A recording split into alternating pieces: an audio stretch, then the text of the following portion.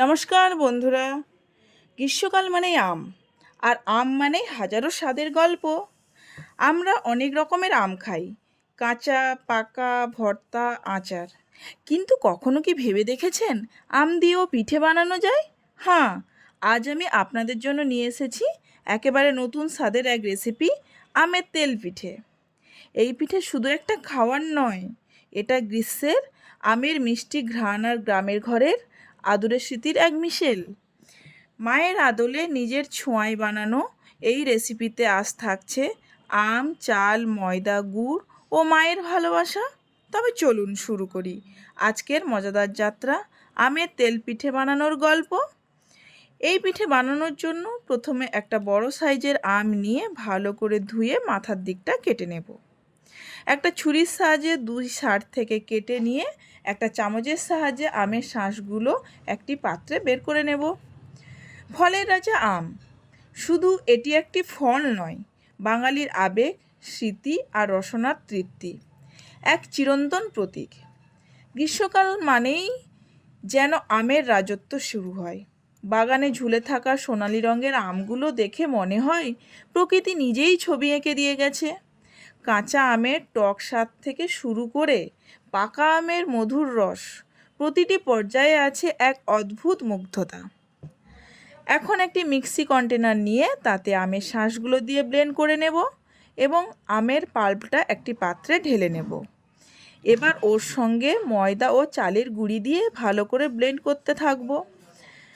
যখন চালের গুঁড়ো, ময়দা, আম একসঙ্গে মিশে তখন শুধু পিঠে হয় না, জন্ম নেয় নস্টালজিয়া। ভালো করে মেশানো হয়ে গেছে। এখন এর সঙ্গে 2 চামচ গুড় ও 1 চামচ কাঁচা পানমৌরি ও 5টে এলাচ গুঁড়ো ও 2 চামচ মতো পাউডার মিল্ক দিয়ে ভালো করে ফেটাতে থাকবো। ব্যাটারটা একটু বেশি ঘন হয়ে গেছে, ওর সঙ্গে একটু মিক্সি ধোয়া জল দিয়ে ফেটিয়ে নেব। এখন ওর সঙ্গে 1 চিমটে বেকিং সোডা দিয়ে ভালো করে ফেটিয়ে নেব, যাতে পিঠেটা ভালো করে ফোলে ও তুলতুলে এবং নরম হয়। এখন একটি কড়াই ওভেনের উপর বসিয়ে ওর মধ্যে সাদা তেল দিয়ে একটু গরম করব। গরম হলেই একটি চামচের সাহায্যে ব্যাটার তুলে গরম তেলে দিয়ে দেব ও এইভাবে ভাজতে থাকবো, ঠিক যেমন ভিডিওতে দেখাচ্ছি। মিডিয়াম আঁচে ভাজতে থাকবো, নয়তো ভেতরটা কাঁচা থেকে যাবে। এবার অন্য পিঠটাও উল্টে লাল লাল করে ভেজে নেব। ভাজা হলেই একটি পাত্রে তুলে রাখবো। এইভাবে একের পর এক পিঠেগুলো ভেজে নেব ও একটি পাত্রে তুলে রাখবো। আম তেল পিঠে শুনলেই যেন একটা ঘরের গন্ধ লেগে যায়।